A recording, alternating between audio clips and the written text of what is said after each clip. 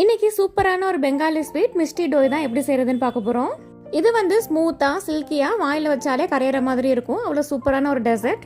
இது பண்றதுக்கு 1.5 கப் கெட்டியான தயிரை வடிகட்டில சேர்த்துக்கிறேன். ஒரு 15 நிமிஷம் அப்படியே இருக்கட்டும். தண்ணி நல்லா வடியிட்டோம்.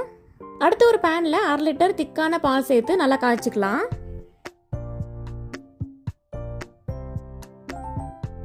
பாலில் கொஞ்சம் கூட தண்ணி சேர்க்காம நல்லா திக்காக காய்ச்சி எடுத்துக்கிட்டோம் அப்படின்னா இந்த ரெசிபி நல்லா க்ரீமியாக சூப்பராக வரும்.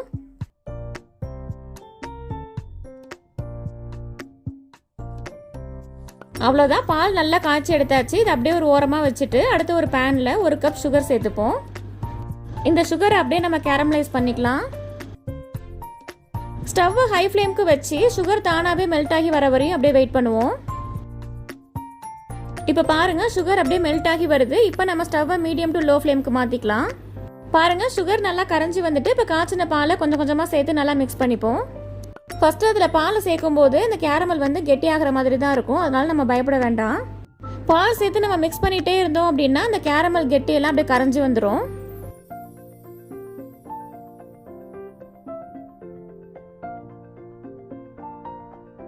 இப்போ பேலன்ஸ் இருக்கிற எல்லா பாலையும் சேர்த்துட்டு நல்லாவே மிக்ஸ் பண்ணி விட்டுக்கலாம்.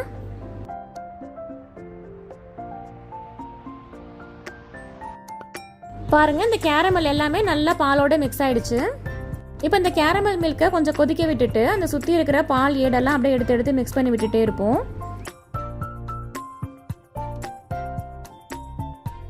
அவ்வளோதாங்க, பால் நல்லா திக்காகி இந்த மாதிரி சுண்டி வந்தோன்னே ஸ்டவ் ஆஃப் பண்ணிக்கலாம். அடுத்து நம்ம எடுத்து வச்சிருந்த தயிரை பார்ப்போம். பாருங்க, தயிரில் உள்ள தண்ணி நல்லாவே இறங்கிருச்சு. இந்த தயிரை அப்படியே ஒரு பவுலுக்கு மாத்திட்டு நம்ம விஸ்கு வச்சு நல்லா பீட் பண்ணிக்கலாம்.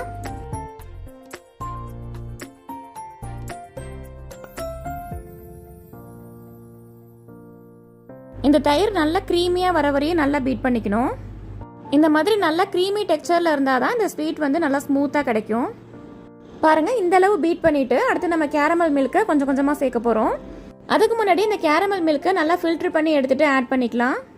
நம்ம அப்படியே கூட சேர்க்கலாம், ஆனால் நம்ம ஃபில்டர் பண்ணி சேர்த்தோம் அப்படின்னா நல்லா சில்கியாக நல்லா சாஃப்டாக ஷைனிங்காக கிடைக்கும். அப்படியே கொஞ்சம் கொஞ்சமாக சேர்த்து அப்படியே மிக்ஸ் பண்ணிகிட்டே இருப்போம்.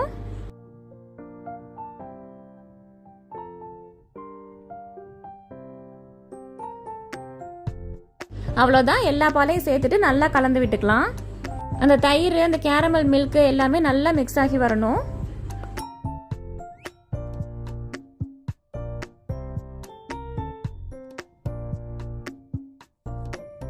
அவ்வளோதான், இது நல்லா கலந்து விட்டாச்சு. இது அப்படியே ஒரு மண் பாத்திரத்தில் ஊற்றி நல்லா செட் பண்ணிக்க போகிறேன். இதை நார்மல் பவுல்லையும் சேர்த்து நம்ம செட் பண்ணிக்கலாம். இது எல்லாத்தையும் ஊற்றி க்ளோஸ் பண்ணிவிட்டு ஃபஸ்ட்டு ஒரு 8 மணி நேரம் வெளில வச்சுட்டு அப்புறம் ஒரு 2 மணி நேரம் ஃப்ரிட்ஜில் வச்சு செட் பண்ணி எடுக்கலாம். இப்போ 8 மணி நேரத்துக்கு அப்புறம் ஃப்ரிட்ஜிலேயே வச்சு எடுத்தாச்சு. இப்போ ஓப்பன் பண்ணி பார்ப்போம். பாருங்க, நல்லா செட் ஆகி வந்திருக்கு.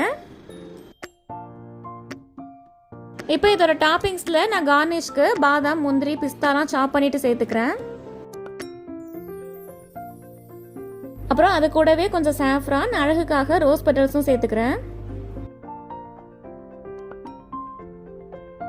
பாருங்க, நம்மளோட பெங்காலி ஸ்வீட் மிஸ்டி டோய் சூப்பராக ரெடி ஆயிடுச்சு.